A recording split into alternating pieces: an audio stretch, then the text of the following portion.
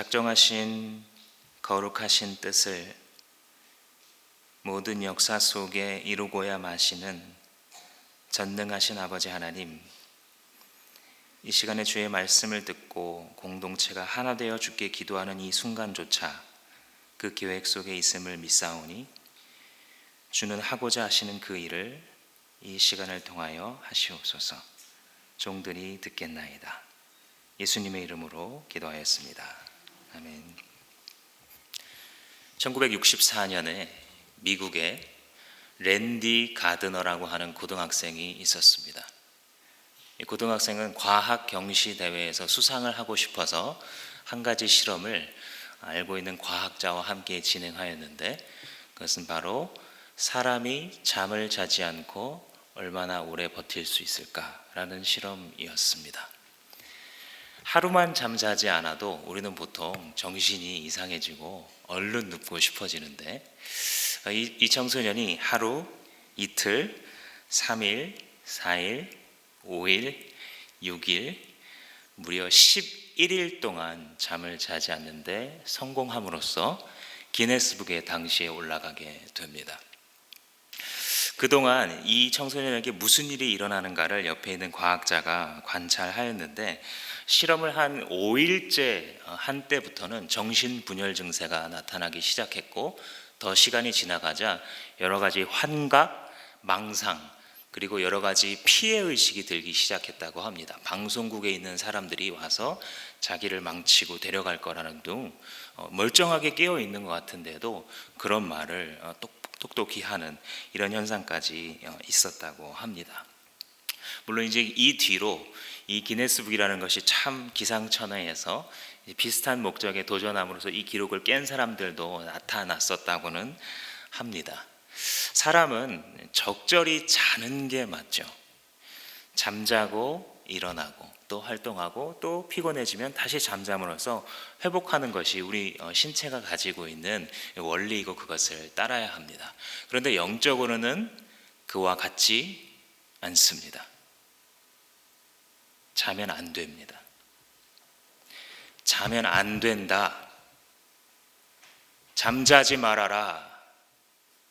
이렇게 말씀하시는 것이 우리를 향하신 아버지의 뜻입니다. 그것이 우리를 향하신 아버지의 뜻이라고, 우리에게 숨이 붙어 있는 한 영적으로 잠들면 절대 안 된다고 말씀하시고 그것을 본을 보여주신 것이 오늘 본문에 기록되어 있는 말씀입니다. 이 말씀을 통하여서 예수님께서 우리에게 하고 싶으신 말씀이 있다고 한다면 우리말로 한번 정리해 보자면 이것입니다. 네가 정말 아버지 뜻대로 살고 싶니? 이 세상에서 한 번 주어진 인생을 사는 동안 정말 아버지 하나님 뜻대로 살고 싶은 소원이 내게 있느냐? 그렇다면 잠들지 말고 깨어 있어라. 아버지의 뜻을 행하는 길이 바로 잠들지 않고 그 뜻을 붙드는 것이라는 사실에 대해 한번 몇 가지로 살펴보도록 하겠습니다. 오늘 본문은 정말 예수님의 입에서 나왔다는 말이 믿어지지 않는 말씀이 기록되어 있습니다. 이게 성경에 기록되어 있으니까 우리가 믿을 수 있을 만한 그런 말씀입니다. 38절 말씀에 보시면 예수께서 그들에게 말씀하셨다. 내 마음이 괴로워 죽을 지경이다. 한편으로는 예수님도 이런 말 하셨구나. 힘들어 죽겠네. 열받아 죽겠네. 억울해 죽겠네. 좋은 말은 아닙니다만 어떤 이유에선가 예수님도 그런 말을 하셨고 그 말 뒤에 담겨있는 예수님 느끼셨던 감정, 그 힘듦이 예수님에게도 이렇게 있었구나. 이게 무엇이길래 예수님이 하나님의 아들께서 내가 괴로워 죽겠구나 라고 말씀하셨을까? 히브리서 기자가 말씀한 것처럼 그는 우리의 연약을 체휼을 하신 분이십니다. 믿으십니까?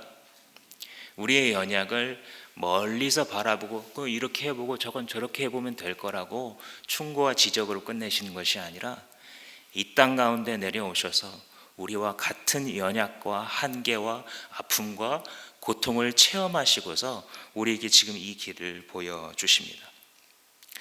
이 괴로워 죽을 지경이라는 것은 우리가 많이 알고 있는 것처럼 그리스도께서 십자가를 지심으로써 육체의 죽음뿐만 아니라 하나님과 영원한 사랑의 관계 속에 있었던 성자 하나님 예수 그리스도께서 순간이라 할지라도 그에게 처벌을 받음으로써 그 영원하신 사랑의 관계가 일순간이나마 끊어지는 것 같은 그 속에 들어가는 것이 예수께서는 견딜 수 없는, 즉 영적인 죽음과도 같은 그 기간을 통과하는 것이 주님께는 견딜 수 없는 괴로움이었죠. 그래서 이 잔을 할 수만 있다면 지나가게 하시옵소서라고까지 기도했던 그 본문인 것을 우리가 잘 알고 있습니다. 그런데 오늘의 초점은 주님께서 내 마음이 괴로워 죽을 지경이다 라고 말하면서 그 다음에 바로 뭐라고 말씀합니까? 너희는 나와 함께 깨어 있어라. 이렇게 이어지는 게 왜 이런지 살펴보는 게 초점입니다. 내가 이렇게 괴로워 죽겠으니 내가 너희들한테 원하는 게 한 가지가 있는데, 그러니까 깨어 있자. 내가 어떤 일 때문에 너무 힘들고 내가 원하는 것이 있는데, 그러니 사랑하는 얘들아, 나를 따르고자 하는 자들아, 너희들 같이 깨어 있자. 이렇게 말씀하신 부분이에요. 예수님께서 무엇을 위해서 그리고 무엇 때문에 이렇게까지 표현하시고 말씀하고 계시는가? 39절에 바로 나오죠. 나의 아버지 하실 수만 있으면 지나가게 하시되 그러나 내 뜻이 아닌 아버지 뜻대로 하십시오. 그러니까 예수님께서 지금 막 괴로워하시면서 깨어있으면서 옆 사람도 막 깨우시면서 뭔가를 지금 분투를 하고 계세요. 근데 이 괴로운 분투, 이 외로운 분투는 무엇을 위한 분투였냐면 아버지 뜻을 향한 분투였습니다. 여기에 예수 제자들이 살아가는 삶의 방식이 있는 것입니다. 예수의 제자들은 무엇을 향해서 분투해야 합니까? 아버지의 뜻을 위해서. 그래서 싸우는 겁니다. 우리가 싸우는 것은 혈기나 육신이나 야망이나 목적을 위해서가 아니라 우리 나이에 걸맞는 어떤 자리, 우리의 위치에 걸맞는 어떤 대적, 우리가 살아갔던 열심에 걸맞는 어떤 부와 평안함이 아니라 아버지의 뜻을 위해서 싸울 때 우리는 행복한 겁니다. 겟세마네에서 기도하셨다 그랬잖아요. 다시 한번 우리가 기억을 되살려 보면 겟세마네라는 이 단어 자체가 문자적으로 기름 짜는 틀입니다. 개역성경에 감람산이라고 불리우는 그곳에 올리브 나무가 많죠. 그래서 바로 열매를 따다가 그것을 짜서 기름을 생산하는 공장들이 그곳에 많이 있었고, 그래서 이 동네 이름 자체가 기름 짜는 틀이라는 거죠. 올리브 열매를 막 짓밟고 깨트려서 그 안에 있는 기름을 짜내듯 예수 그리스도께서 이 자리에서 분투하시는 가운데에 땀방울이 핏방울이 되도록 짜며 분투하며 이루고자 하셨던 그것이 바로 아버지의 뜻을 향한 분투였습니다. 그러므로 겟세마네는 예수 그리스도와 또한 예수 그리스도께 속한 자라고 스스로를 칭하는 자들이 어떤 삶을 살아야 한다는 것을 상징적으로 보여주는 이름인 것입니다. 아버지의 뜻을 고집하신 예수 그리스도를 따라 우리도 아버지의 뜻을 고집해야 하는데, 어떤 의미에서 왜 아버지의 뜻, 이걸 왜 고집해야 되지? 아니, 하나님이 나한테도 자유의지를 주셨어. 내가 억지로 이것저것을 하는 게 아니라 하고 싶은 것을 하고 내가 선택한 것을 하고 자발적으로 하는 것, 내 뜻대로 하는 것도 꽤 중요한 거 아닌가? 왜 아버지의 뜻을 고집해야 하는가? 이렇게 물어볼 수 있습니다. 답은 그게 사는 길이라서 그렇습니다.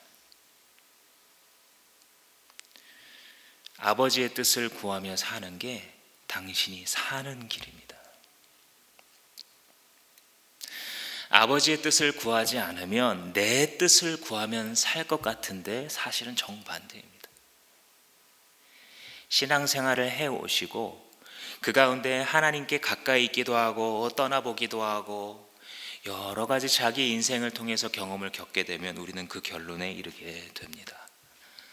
내 뜻대로 되는 일 하나도 없구나. 내 뜻대로 되면 망하겠구나.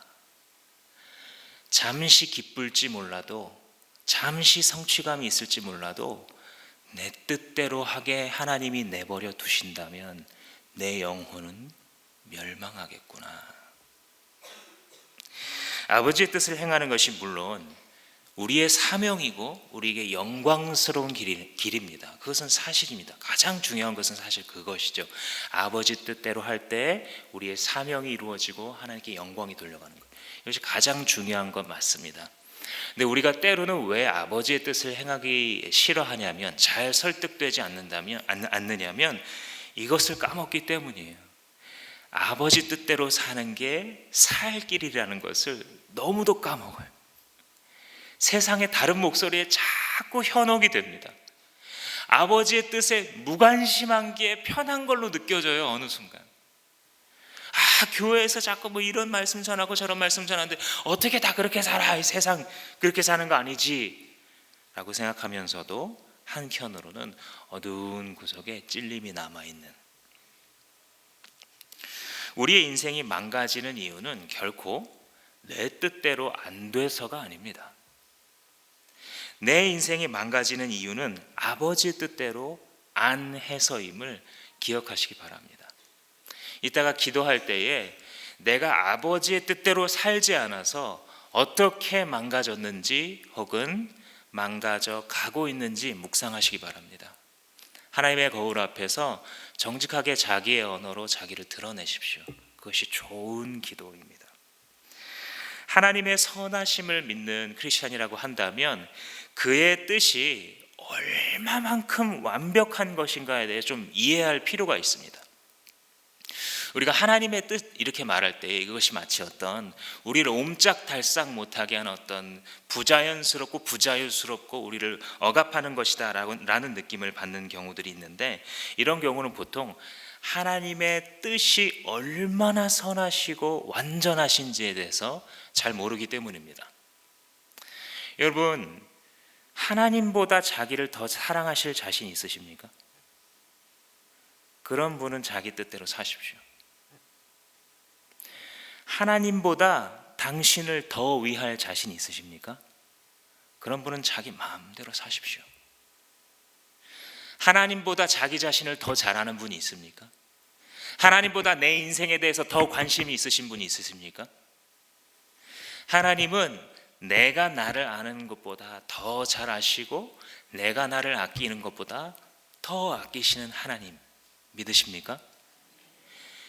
그 분이 모든 것을 아시고 그 아시는 것을 행할 수 있는 능력까지 있으신 분이라고 한다면 우리를 향하신 그분의 계획과 뜻이 얼마나 아름답고 완전하겠습니까?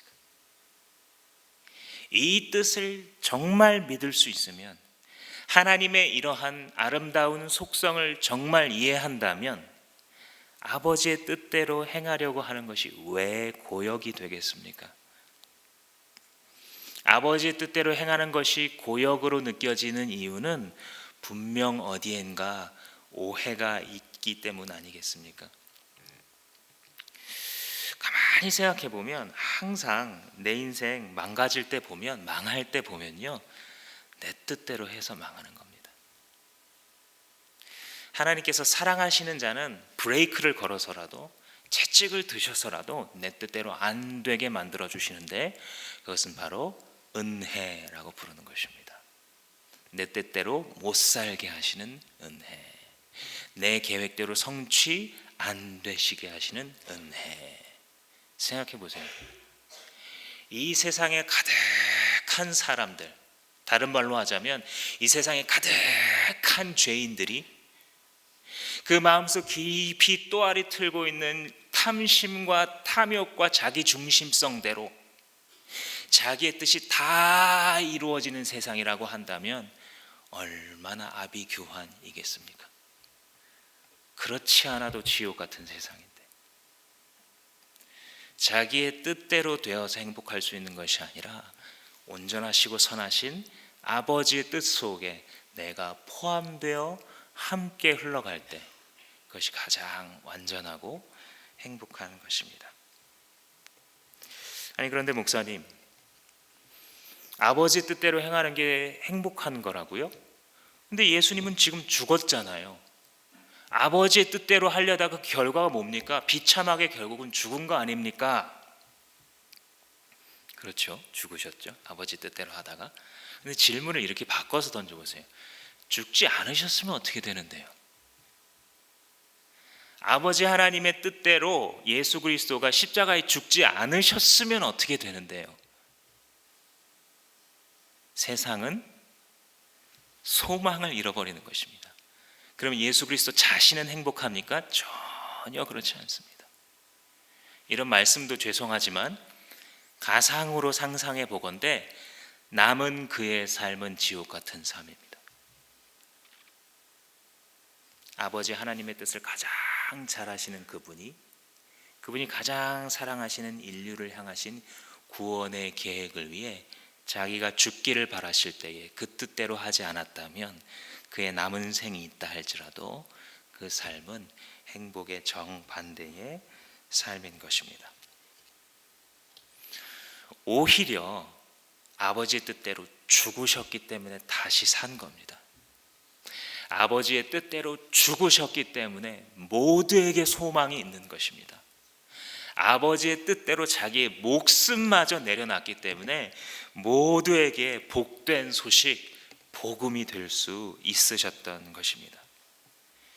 이것은 예수를 따르는 예수쟁이들에게도 동일합니다. 아버지의 뜻을 구하는 길이 사는 길입니다. 올해 내가 이 30대 때, 40대 때, 60대 때, 70대 때의 이 내가 사는 길은 아버지의 뜻을 구하는 길이구나. 아버지의 뜻을 구하게 되면 재미있는 것은 내 뜻을 구하면 하나님의 영광도 놓치고 나의 복도 잃어버립니다. 그런데 아버지의 뜻을 구하면요, 하나님께 영광이 돌아가는 동시에 내게도 살 길이 되는 거예요. 이게 하나님의 비밀입니다. 아버지의 뜻대로 사는 것은 어떤 의미에서는 어차피 이루어질 하나님의 작정에 지혜롭게 동참하는 거예요. 그렇죠? 가룟 유다를 생각해 보세요. 아버지의 뜻은요, 어차피 이루어져요. 지가 순종하건 말건 전능하신 하나님의 작정과 섭리는요, 유구한 물결과 같이 거스를 수 없이 어차피 흘러가고 어차피 열매 맺습니다. 그의 입에서 나온 말이 헛되이 땅에 떨어지는 것은 하나도 없습니다. 그런데 누구만 저주스럽습니까? 그 뜻에 거스른 자들, 그 뜻을 알면서도 순종하지 않고 인생을 끝까지 낭비한 자들. 어차피 이루어지는 하나님의 작정 앞에 우리가 내릴 수 있는 가장 지혜로운 선택은 그것을 기쁨으로 받아들이고 믿음으로 아멘 하는 것입니다. 주님께서 아버지의 뜻을 구하시면서 제자들을 한 가지 책망을 하시는 부분이 있는데 그것이 바로 40절에 기록되어 있습니다. 뒷부분에 이렇게 너희는 한 시간도 나와 함께 깨어 있을 수 없느냐, 이런 말씀을 하시죠. 그러니까 주님께서 이렇게 3번 기도하고 오시는 동안에 제자들은 계속 3번 다 잠을 잤죠. 분명히 예수님께서 부탁하시기를 나와 함께 깨어 있자, 나와 함께 깨어 있자, 나와 함께 깨어 있자 말씀하시는데도 자고 있고 자고 있고 자고 있습니다. 이 두 모습이 대조를 이루죠. 깨어 있어서 기도하시는 예수님과 깨어있지 않은 제자들의 모습이 3번 반복돼서 대조가 되고 있는데 이것이 바로 육신대로 사는 자의 삶의 모습을 그림으로 보여주는 겁니다. 지금 아이고, 이 속 없는 제자들, 철없이 지금 예수님이 조금만 있으면 십자가에 달리시는데 아이고 이렇게 잠이나 자고 이거 할 게 아니라 이게 우리 인생일 수 있는 겁니다. 그 그림인 거예요. 그림. 할 수만 있으면 우리를 구원하시려고 이 땅 가운데 내려오셔서 할 수만 있으면 아버지 뜻대로 걸어가시려고 깨어있는 예수님과 계속해서 깨어있지 못하고 졸고 잠들이고 영적으로 정신 못 차리고 살아가는 우리의 모습이, 깨어있다라는 것은 따라서 오늘 이 두 가지를 생각해 볼 때에 깨어있다라는 말의 동의어가 바로 아버지의 뜻을 구한다입니다. 영적으로 잠자지 않고 있는지 내가 어떻게 하나요? 내가 영적으로 깨어있다는 거 어떻게 하나요? 내가 아버지의 뜻을 구하고 있는가 아닌가.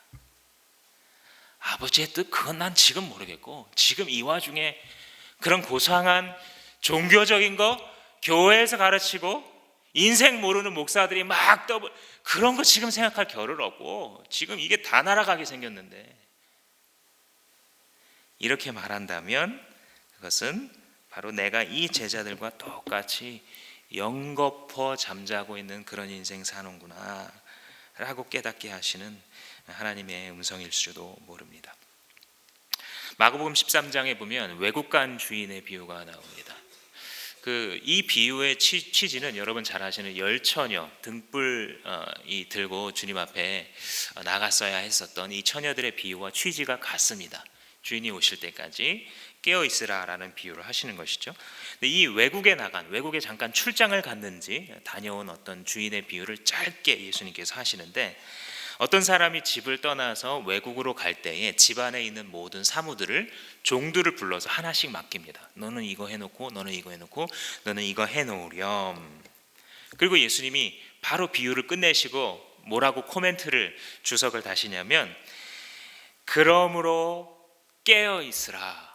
집 주인이 언제 오는지, 혹 해가 저물 때인지 밤중에든지 혹은 다굴 새벽일지 너희가 전혀 모르니까 주인이 와서 너희가 잠자는 것을 보지 않도록 깨어 있어라. 주님께서 이렇게 말씀하십니다. 이 비유를 보건대 영적으로 잠들어 있다라는 것은 주인이 맡기신 사물을 게을리하는 거예요. 주인이 분명히 다시 돌아올 거거든요. 우리의 주인께서 다시 재림하실 거예요, 분명히. 아멘이십니까? 우리의 소망이에요, 이게. 우리가 막 이 땅에 소망이 있고 이 땅에 기쁨이 있는데 그가 와서 이 모든 놀이터에 폭탄을 던지시는 게 아니라, 우리의 소망이 원래 거기에 있습니다. 우리의 소망이 원래 주님의 다시 오심에 있어요. 주인의 다시 오심이 우리의 기다림이고 우리의 소망이고 우리의 재미입니다. 거듭난 자들에게 있어서. 그런데 그가 그렇게 오실 때까지 뭘 해야 되냐면, 그가 맡기신 일에 몰두해야 된다는 거죠. 그가 맡기신 일을 이렇게 하고 있는 중에 발견되면 그것이 복이다라는 말을 하는 겁니다. 종종 어렸을 적에 얘야 가서 두부 한 모 사와라 사러 갔는데, 친구 만나고 애들이 놀고 있는 거 만나고 오락실 가고 싶어서 정신 팔려가지고 한참 동안 놀고 있다가 내가 근데 왜 나왔더라? 뭘 가지러 부엌에 들어갔어요. 근데 내가 뭘 가지러 왔더라? 한참 헤매고 다른 거 하고 폰 보고 있습니다. 주님께서 이 땅에 왜 우리를 남겨두셨다고요? 사물을 맡기시려고. 거룩한 사무. 주님께서 우리의 인생을 남겨두시는 그 목적, 예수의 제자됨, 예수를 사랑함, 아직 예수의 사랑을 받지 못한 자들에게 그 사랑을 알림, 그가 맡기신 내 달란트와 내 분량 가운데 그가 선히 사용하시는 대로 나를 날마다 내어드리는 훈련, 이런 것들을 향하여서 주님께서 우리를 부르고 계시는데, 딴 데 정신 팔려 있는 것은 아닌지 이 아침에 반드시 우리가 묵상해 보아야 할 것입니다. 그러니까 깨어있지 않다라는 말은 다른 말로 바꿔서 생각하자면 아버지 뜻에 무관한 삶을 살아가고 있다는 거예요. 영적으로 잠들어 있다라는 것은 그렇게도 귀한 우리를 살리는 아버지의 뜻에 무관하게 내가 지금 살아가고 있다라는 것입니다. 반대로 깨어있다라는 말은 아버지의 뜻을 구하는 것이고, 그 아버지의 뜻을 구하는 데 있어서 가장 기초석이 되는 것이 바로 예수님 보여주신 기도입니다. 분투와도 같은 그러한 기도. 여러분, 이렇게 생각하시면 예수님의 이 분투가 어느 정도나 치열하다고 생각하시는지요? 예수님이 지금 이 내뱉으신 이 말들 속에 담겨 있는 지금 무릎으로 치르는 이 전투가 얼마나 치열한 전투라고 생각하시는지요? 이게 얼마나 치열한지는요, 기도해 보려고 하는 분은 다 알 수 있어요. 왜요? 안 되거든요. 분명히 주님은 기도가 그렇게 좋은 거라고 말씀하시고, 주님의 음성을 듣고 막 능력이 있고, 기도하면 무조건 들어주시고, 강청하는 기도면은 막 주님께서 말도 안 되는데도 그를 위해서, 그의 영혼을 위해서 때로 들어주시는, 그렇게 막 기도에 대해서 많이 가르치는데, 우리가 실제로 기도하려고 하면 어떻습니까?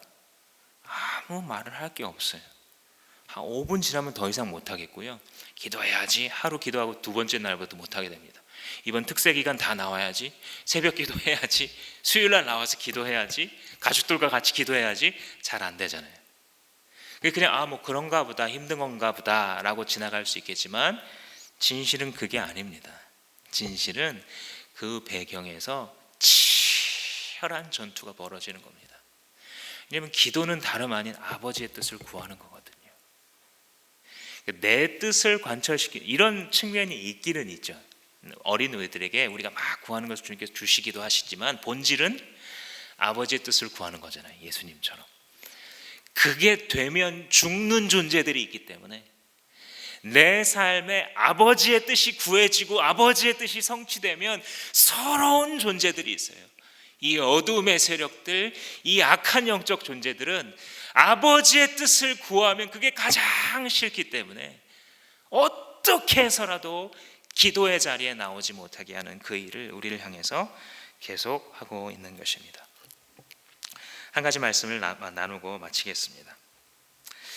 우리가 기도하고자 할 때에 이 제자들이 보여준 모습을 보여줍니다. 계속 잠들죠. 예수님이 이 말씀을 하세요. 41절에 시험에 빠지지 않게 깨어 기도해라. 너희가 마음은 원하지만 육신이 약하다. 이런 말을 하죠. 이 말씀은 예수님이 우리한테 해주셔야 되는 말씀이지, 우리 스스로가 우리의 영적 게으름을 이렇게 변호하는 말이 되어서는 안 됩니다. 육신이 약해서요 목사님. 아닙니다. 그런 말 하지 마십시오. 할 수 있습니다. 예수님이 우리를 사랑하실 때만 쓰실 수 있는 말이에요. 그런데 예수님이 잘 알고 있어요. 뭘 알고 있냐면, 여기서 지금 육신이 약하다라는 말은 좀 더 직역해서 번역하자면 육신이 무능력하다, 이렇게 번역이 될 수 있습니다. 힘이 없는 거예요. 무슨 힘이냐면 깨어있을 힘조차 없는 거예요. 이게 영적으로도 똑같은 그림이에요. 그러니까 이날 밤에는 육신적으로만 그랬지만, 우리가 인생을 살아가는 동안은요, 사실 우리 스스로는 예수님처럼 똑같이 닮아서 할 수 있는 능력도 없어요. 힘 자체가 없어요. 우리 육신에. 그렇기 때문에 사도 바울도 로마서 7장에서 내가 선을 너무 행하고 싶지만 원함은 내게 있으나 선을 행할 능력은 없도다. 오호라 이 사망의 몸에서 누가 나를 건져내랴 하면서 자기의 능력 없음에 대해서 계속 가르치죠. 근데 재미있는 사실은요, 오늘 본문을 한번 가만히 생각해 보시면 제자들이 언제만 깨어 있습니까? 언제만 깨어서 막 이렇게 말도 하고 그래요? 언제만? 오늘 본문에 따지자면 예수님이 와서 깨울 때만 깨어 있어요. 평상시에는 무능력한 존재들인데요, 언제만? 예수님이 흔드실 때만 깨어 있어요. 우리가 이 인생에서 누구를 의지해야 될지 아시겠죠? 잠들어 있는 걸 나도 알아요. 목사님, 나도 압니다. 영적으로 나 잠들어 있는 건 나도 압니다. 계획도 해보고 막 누구랑 모두 해보고, 그러나 궁극적으로는 흔들어 깨우시는, 내 죽은 영혼, 잠자는 이 영혼을 흔들어 깨우시는 예수 그리스도의 은혜가 입히워질 때에만, 그때만 우리는 깨어서 우리의 본래 하나님께서 주신 그 길대로 주의 뜻을 구하며 살 수 있는 것입니다. 그러면 우리의 기도가 무엇이 되어야 됩니까? 주님, 은혜를 주옵소서. 이 약한 육신에도 불구하고 깨어 있을 수 있도록 은혜를 주옵소서. 나는 원하지만, 나도 때로는 하고 싶은 일이 있지만 주님께서 도와주지 아니하시면 나는 안 됩니다. 나는 예수가 필요한 존재입니다. 예수 그리스도 없이 살 수 없는 존재입니다. 그런데 여러분, 사실 예수님이 지금도 그렇게 하고 계십니다. 이 겟세마네 예수님이요, 지금 하늘 보좌 우편에서 똑같이 기도하고 계시잖아요. 누구를 위해? 당신을 위해. 인류를 구원하시기 위해서 2000년 전에 이스라엘 좁은 땅에서 기도하셨던 그 예수께서는 지금도 하늘 보좌 우편에서 영원한 중보자가 되어 우리를 위하여 쉼없이 간구하고 계십니다. 사랑하는 성도 여러분, 이 특별 새벽 기도회를 어떤 이벤트로만 보신다면 많은 것을 놓치는 것입니다. 이것은 당신을 향한, 그리고 우리를 향한 깨어 있으라는 주님의 외침입니다. 일주일간 반짝 깨어 있으라는 외침이 아니라 네 인생을 깨어 있는 상태로 살아가렴, 주인이 임하실 때 깨어 있는 상태로 발견되렴, 아버지의 뜻을 구하면서 살아가렴, 그것이 네가 사는 길이고 그것이 정말 복된 길이다 말씀하시는 주님의 음성인 줄로 믿습니다. 이 시간 한번 잠시 기도하시겠습니다. 첫 번째로 기도할 것은 이걸 한번 여러분 한 3, 4분간 좀 금방 그치지 마시고 이렇게 스스로 하나님과 대화를 한다고 생각하면서 기도해 보십시오. 내가 어떤 고상한 말을 쓴다고 주님 좋아하시는 게 아니라 내가 평상시 쓰는 말로, 주님, 내가 깨어있지 못하게 하는 것이 무엇일까요? 이렇게 한번 물으면서 기도하십시오. 주님, 나도 말씀 안에서 깨어서 살아가는 존재가 되고 싶은데 나로 하여금 깨어있지 못하게 하는 그게 뭘까요? 생각나게 하시면 그것을 고백도 하시고 주님께 묻기도 하시는 기도를 잠시 한 3, 4분간 드리겠습니다. 기도합니다.